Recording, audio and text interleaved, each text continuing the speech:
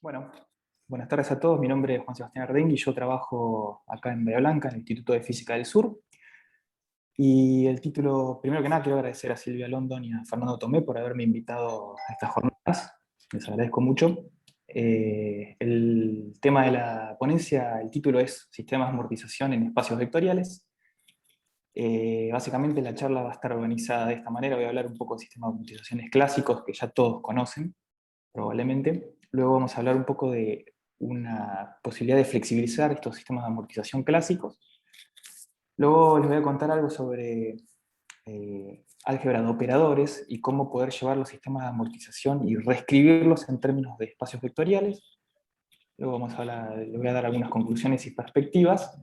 Y la ponencia está basada en un artículo publicado a principios del 2021 que lo llamé Quantum Credit Loans, y después les voy a comentar por qué le puse Quantum.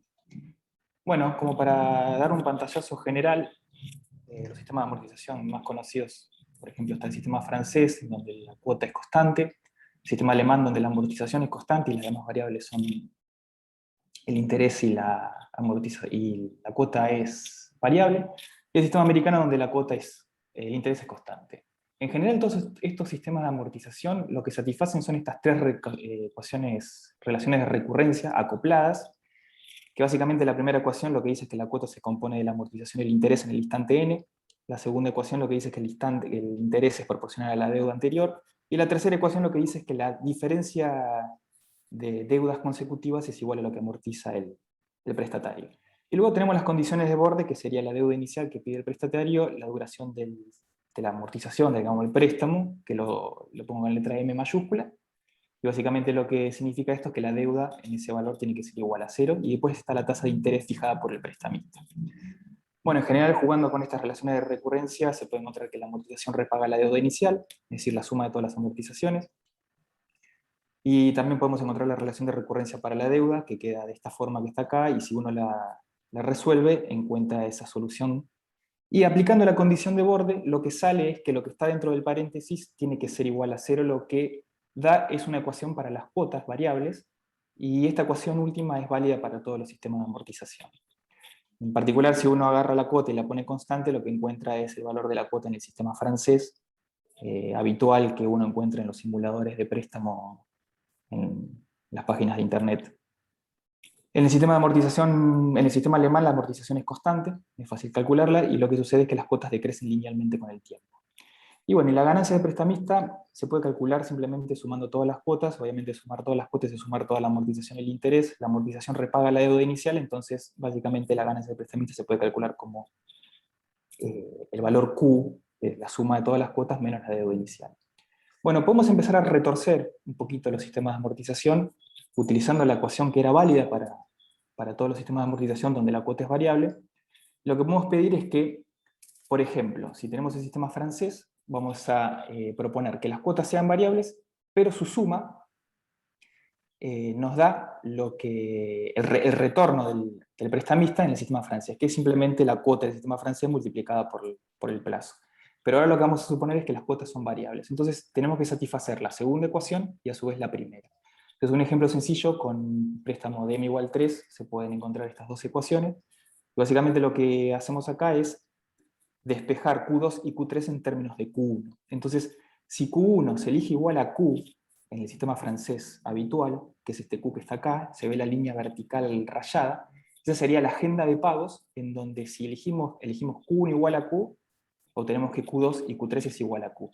Ahora, nosotros podemos cambiar las agendas de pago y elegir, por ejemplo, Q1 menor que Q. Entonces, la línea verde y la línea azul nos representan Q2 y Q3 en función del pago inicial. Entonces, del lado izquierdo tenemos agendas de pago donde la primera cuota es menor a la cuota del sistema francés, la segunda cuota es mayor y la tercera cuota es menor. Y del lado derecho tenemos la dinámica opuesta. Obviamente la suma de todas las cuotas, o sea, la suma de las tres líneas que se ven con color, va a dar 3Q, que es la ganancia del prestamista. O sea, no se altera la ganancia del prestamista si se pueden obtener diferentes agendas de pago, digamos, propicias para el prestatario, donde puede elegir diferentes maneras de, digamos, de repagar la deuda inicial. Bien, Estas posibles agendas de pago construidas flexibilizando el sistema francés no se pueden adecuar al sistema alemán, ya que el sistema alemán lo que tiene que son las cuotas decrecen linealmente con el tiempo, y en particular la dinámica de estas cuotas flexibilizadas del sistema francés alternan con respecto al valor de la cuota del sistema francés no flexible. Bueno, se pueden construir sistemas de amortización indexados, cosa que ocurre actualmente en Argentina, con los créditos desarrollados en unidad de valor adquisitivo. Básicamente lo que se hace es que la tasa de interés dependa del índice N, es una tasa de interés variable. ¿Y cómo se construyen estos sistemas de amortización indexados? Bueno, lo que se hace es, se aplica el sistema de amortización sobre una unidad no monetaria, por ejemplo la unidad de valor adquisitivo. Y esa unidad no monetaria está relacionada con la unidad monetaria a través de un coeficiente U sub n. Entonces nosotros tenemos el sistema de amortización en unidades no monetarias, con su deuda, con su cuota, con su amortización, que la llamo D sub n, Q sub n, y si nosotros a esos valores los multiplicamos por U sub n, lo que tenemos es el sistema de amortización en las unidades monetarias. Entonces, es fácil calcular cómo queda la deuda en el sistema de amortización con unidades monetarias, y lo que se obtiene es que la tasa de interés es una tasa de interés efectiva, T sub n, que queda en función de la tasa de interés constante en las unidades no monetarias, pero parece el factor U sub n dividido U sub n menos 1. Ese factor U sub n, en el caso particular de los créditos, por ejemplo, con unidad de valor adquisitivo, está definido a partir del coeficiente de estabilidad de referencia, que lo calcula el Banco Central, a partir del índice de precios al consumidor, o sea que de algún modo el U sub n lo que hace es caracterizar la inflación. Bueno, acá se pueden ver qué sucedería para un escenario de inflación positiva, donde el U sub n lo modelo como A a la n, donde es mayor que 1, entonces en el sistema francés indexado, la cuota crece siempre con el tiempo, la deuda tiene un máximo. En el sistema alemán sucede parecido con la deuda, también en general tiene un máximo, justo en este caso concreto, con los valores de deuda inicial y plazo y tasa de interés, decrece con el tiempo. Pero lo que sucede con la cuota es que tiene un máximo también, a diferencia del sistema alemán, y esto tiene que ver con que compiten dos dinámicas. La cuota en el sistema alemán decrece linealmente con n, pero la inflación crece con n. Entonces, esos dos fenómenos compitiendo dan digamos, esta cuota que tiene un máximo. Por lo tanto, de algún modo el sistema alemán es más propicio para indexarlo, aunque la cuota inicial siempre es un poquitito mayor que la del sistema francés. Entonces acá lo que podemos hacer ahora es agarrar el sistema de amortización en unidades no monetarias y aplicarle la flexibilización que hicimos hace un rato. Entonces lo que vamos a tener, ahí se ven las líneas horizontales rayadas, el prestatario primero paga Q, luego paga Q por A, luego paga Q por A cuadrado, debido a la inflación, suponiendo que A es mayor que 1, y la suma de todas estas cuotas siempre nos va a dar el retorno del prestamista, que es esta línea que está ya acá arriba rayada, que es Q no F. Ahora, si nosotros permitimos que el prestatario pueda elegir una agenda de pagos donde la primera cuota sea menor a la cuota del sistema francés, lo que vamos a obtener son diferentes agendas de pago, y en particular nosotros sumamos en unidades monetarias lo que retorna, digamos, lo que devuelve el prestatario, lo que obtenemos es que en unidades monetarias retorna menos cantidad, digamos, menos cantidad de dinero. Lo cual significa que flexibilizar las agendas de pago en el sistema francés en unidades no monetarias es muy propicio para el prestatario, ya que le permite retornar menos dinero al prestamista, siempre que sea posible alterar las agendas de pago de esta manera. Obviamente si Q1 es igual a Q en esta línea rayada vertical, obviamente el prestatario estaría en la agenda de pago habitual del sistema francés no flexibilizado. Entonces, el prestatario puede retornar menos unidades monetarias siempre que lo dejen flexibilizar la agenda de pago del sistema francés. Bueno, ¿podemos flexibilizar aún más los sistemas de amortización? ¿Podemos retorcerlos un poco más? Bueno, sí, para eso voy a introducir algo que se llama álgebra de operadores, que viene yo lo he aprendido en mecánica cuántica, pero digamos, la teoría es álgebra, digamos, de espacios vectoriales.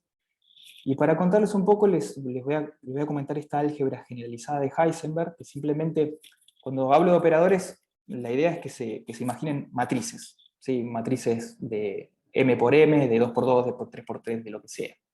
Y esta álgebra generalizada de Heisenberg lo que tiene son 3 operadores, el operador A, el operador H y el operador Adaga, que en mecánica cuántica se le da el nombre de operador de destrucción, al H se le da el nombre de hamiltoniano y el Adaga se le da el nombre de operador de creación. En particular esta álgebra tiene esos productos, donde f de h es una función cualquiera. Entonces si nosotros suponemos autoestados del operador h con autovalores e sub n, y tenemos la ecuación de autovalores y autovectores del hamiltoniano, del operador h, yo le digo hamiltoniano, pero acá puede ser cualquier operador. En particular, el operador de destrucción lo que hace es bajarnos un nivel en los estados n, y el operador de creación lo que hace es subirnos un estado. O sea, si actúan sobre el estado n, nos da n-1 el operador de destrucción y n+1 el operador de creación. Si nosotros aplicamos el estado n sobre la primera ecuación, lo que nos va a salir es una relación de recurrencia, donde dice que el autovalor e sub n del operador h es una función del autovalor anterior. O sea que lo que obtenemos es una relación de recurrencia entre los autovalores de un operador. Y este fue el punto de partida de la idea del trabajo publicado, que es, si yo puedo encontrar relaciones de recurrencia a partir de operadores, álgebra de operadores, ¿cuál es el álgebra de operadores del sistema de amortización? Digamos, esa es la pregunta inicial del trabajo. Bueno, esta quizás sea la diapositiva más importante de la ponencia, donde defino el álgebra de operadores de un sistema de amortización. Básicamente lo que voy a suponer es que la deuda, la amortización, el interés y la cuota son operadores, son matrices. Las matrices estas son todas diagonales, y en su diagonal lo que tienen son los valores que ocurren en la relación de recurrencia del sistema de amortización clásico. Y en particular, todas estas matrices conmutan entre sí. ¿Sí? Los conmutadores de la deuda, la amortización, el interés y la cuota, todas dan igual a 0. Y luego tenemos, por ejemplo, la ecuación B, que básicamente lo que hace es, la Y es el interés. No le pongo I latina porque I latina mayúscula en álgebra de operador, digamos, en álgebra se le utiliza para el operador identidad, por eso le puse la Y. Pero básicamente la ecuación B lo que hace es darme la relación de recurrencia del interés en función de la deuda anterior.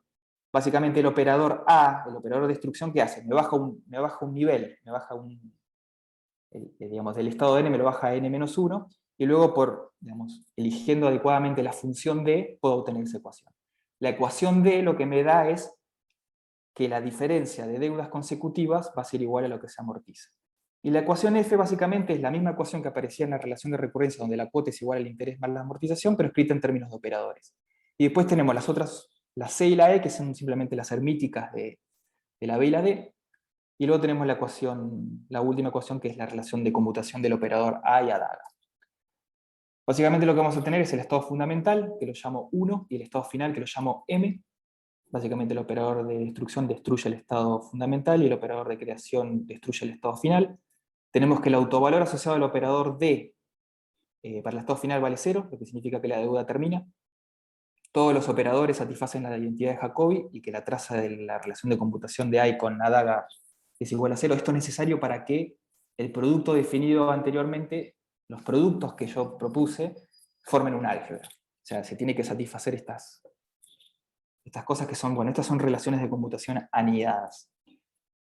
Bueno, ¿qué es lo que sucede en el sistema de amortización? O sea, a cada instante, por ejemplo, a cada mes, ¿qué es lo que se paga? ¿O cómo se va actualizando el sistema de amortización? Bueno, a partir de los valores medios de los operadores en los estados n.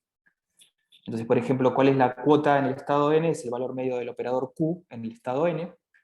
Obviamente podemos encontrar el estado n a partir del operador de creación actuando n veces sobre el estado fundamental. Podemos también encontrar el valor de la deuda, como para ponerles un ejemplo, el d sub n, se puede escribir como el valor medio de un operador deuda evolucionado en el tiempo, como se ve acá. Es decir, que se puede reconstruir todo el sistema de amortización a partir del estado fundamental. Para hacer un ejemplo con un préstamo de 2 cuotas, bien sencillito, tenemos los operadores de deuda, amortización, interés y cuota, obviamente diagonales entre sí, todos diagonales, con los valores que ocurren en el sistema de amortización clásico. Obviamente la deuda, el último valor vale igual a 0.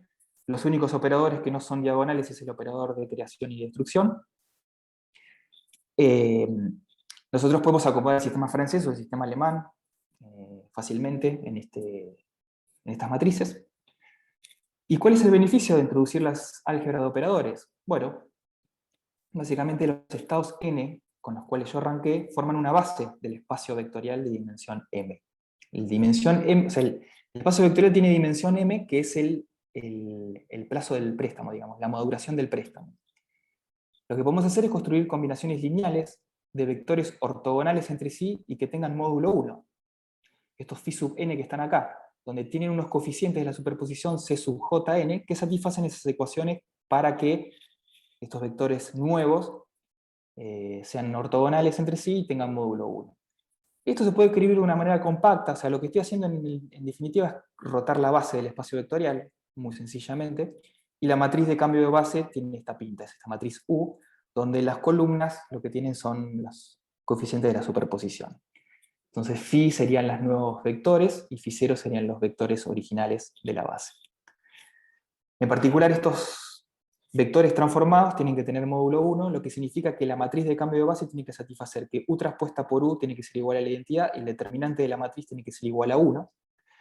Y esta transformación pertenece a un grupo de simetría que se le dice el grupo de simetría SOM, que lo que hace es preservar la distancia entre vectores ante transformación, entre rotaciones. Este es un grupo ortogonal, el grupo especial ortogonal, la S es de especial y la O es de ortogonal, son matrices de M por M.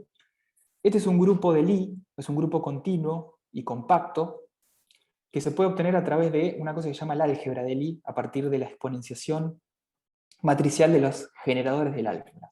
Esto por ahí es medio abstracto, pero es muy importante a la hora de poder construir la matriz U. Y además, el número de generadores del álgebra de Lie es de m por m-1 sobre 2. Y estos parámetros, al ser un grupo compacto, son ángulos. Es decir, que el espacio paramétrico tiene una dimensión m por m-1 sobre 2, que es mucho mayor a la dimensión del espacio vectorial cuando m es mayor que 3. Es decir, que los beneficios de poder introducir una rotación en el espacio vectorial es que nos va a proveer un número muy grande de grados de libertad para poder sintonizar diferentes agendas de pago. ¿Cómo cambian los observables? O sea, ¿cómo cambian los operadores? Bueno, cambian de esta manera. U por O por U transpuesta. Entonces, la deuda, la amortización, el interés y la cuota cambiarían de esa manera. ¿Cómo son los nuevos valores? Digamos, ¿qué es lo que va a ir pagando el prestatario? ¿Cómo van a ir dándose los valores nuevos a partir de la rotación del espacio, de la base del espacio vectorial? Bueno, lo que se hace es rotar los operadores y calcular el valor medio de esos operadores en la base original. ¿Sí? O sea, no tiene sentido rotar los operadores y calcular el valor medio de los operadores rotados en la base rotada, porque eso va a dar idéntico a los operadores sin rotar en la base no rotada. Entonces acá es que hay que rotar los operadores, pero calcular los valores medios en la base original. Entonces ahí obtendríamos la nueva deuda, la nueva amortización, el interés y la cuota en cada instante. Por eso que le pongo un valor, digamos, los coeficientes con la barra arriba. Vamos a hacer un ejemplo con m igual 2. Seba, 3 minutos te quedan. Seba, 3 minutos. Dale. Bueno, le meto. Ya, Le meto rápido entonces. gracias. Bueno, si hacemos un ejemplo sencillo en 2 dimensiones, tenemos la base original y la base transformada, son ortogonales entre sí. La matriz de cambio de base queda de esa manera. Esta pertenece al grupo S2. Y fíjense, el álgebra de Lie tiene un solo generador, que si lo ven tiene la pinta de una matriz que se le dice la matriz de Pauli en la dirección I. Y uno puede encontrar, multiplicando esa matriz por phi, y haciendo la exponencial encuentra la matriz U. Entonces acá les muestro cómo queda la deuda, el interés, la amortización y la cuota en la base transformada. Obviamente quedan matrices no diagonales, como nos interesan los valores medios. Ahí tenemos la nueva agenda de pagos. Si el sistema de amortización inicial tenía una agenda de pagos Q1 y Q2, acá obtenemos una nueva agenda de pagos rotada, digamos. Y en particular lo interesante es que la ganancia del prestamista se puede calcular como la traza del operador Q, y como la traza es un invariante ante rotaciones, la ganancia del prestamista no se ve alterada. Entonces acá podemos hacer un grafiquito donde se ve cómo quedaría en función del ángulo las diferentes agendas de pago. Bueno, beneficio del espacio paramétrico, se pueden, digamos, superponer valores de la agenda de pagos del sistema de amortización clásico, se pueden sintonizar diferentes agendas de pago en función a la necesidad del prestatario. ¿Quién controla el ángulo? Mi sugerencia es que lo controle el prestamista, porque le permitiría no entrar en default en el caso eventual de que no pueda pagar el pago corriente. Lo que hace es rotar la base del espacio vectorial y altera la agenda de pagos. El sistema se autorregula. Y en particular esto es interesante porque el sistema de amortización indexados, la agenda de pagos permitiría, digamos, rotar la base, lo que nos permite es contrarrestar las fluctuaciones de la variable indexada. Y otra cosa interesante que sucede es que los sistemas de amortización clásicos, el sistema alemán y el sistema francés, no se pueden combinar entre sí, porque la cuota y la amortización no pueden ser constantes al mismo tiempo, sino el interés estaría constante. Bueno, ¿qué pasa en el espacio vectorial? Si tenemos la agenda de pagos, por ejemplo, con un préstamo de 2 cuotas, la agenda de pagos del sistema francés, la cuota es constante. Entonces es igual siempre. Y en el sistema alemán las cuotas son diferentes. Entonces, si yo roto el sistema francés, como la cuota era una matriz de identidad y la constante es igual, al rotar la cuota no cambia. Entonces tengo que ir a rotar el sistema alemán. Obviamente va a suceder lo mismo con la amortización, no va a cambiar. Lo que puedo hacer es rotar la cuota del sistema alemán. Entonces, me va a aparecer la cuota rotada con el ángulo phi, y si yo elijo phi igual a pi sobre 4, lo que obtengo es que en el sistema alemán rotado las cuotas quedan igual, que me queda un promedio de las cuotas. Este valor de la cuota no queda igual a la cuota del sistema francés, pero lo que sí obtengo es un sistema de amortización donde la cuota y la amortización son constantes en el tiempo, y este es un sistema de amortización que no se puede obtener de la manera clásica, ¿sí? Cuando lo llevamos al espacio vectorial.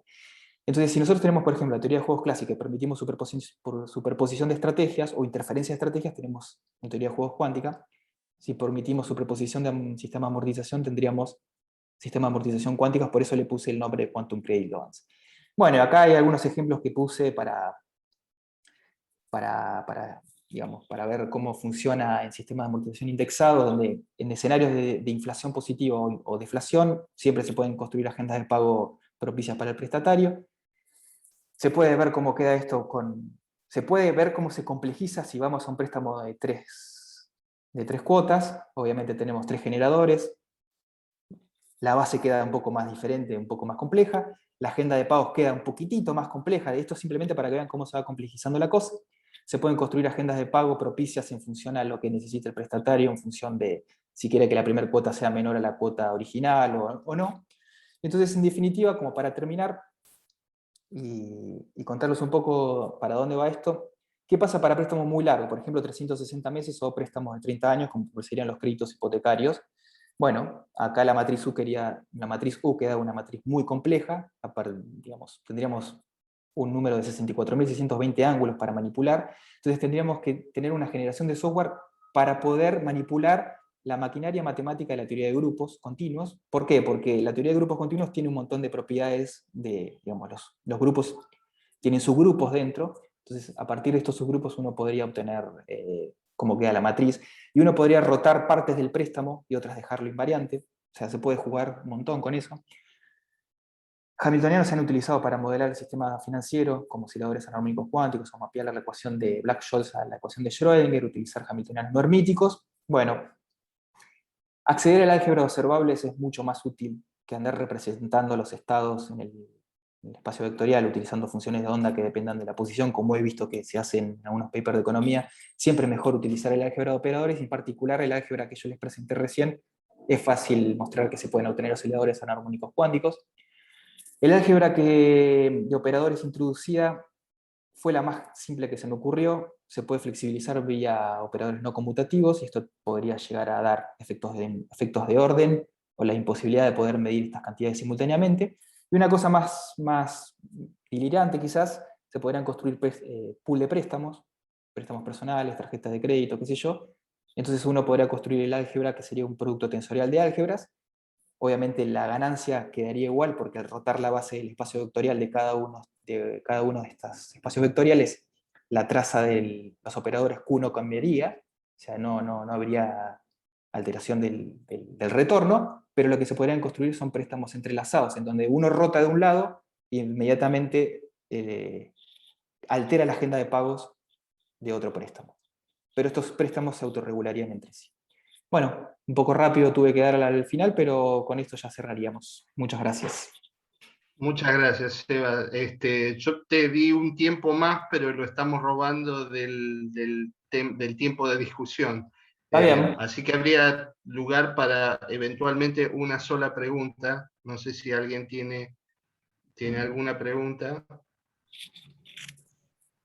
En todo Porque caso, si por no, ahí las pueden resolver por chat si llega a haber alguna pregunta Perfecto, Bueno, como quieran. perfecto. Gracias. Muchas gracias, Seba. Muchas gracias por la presentación.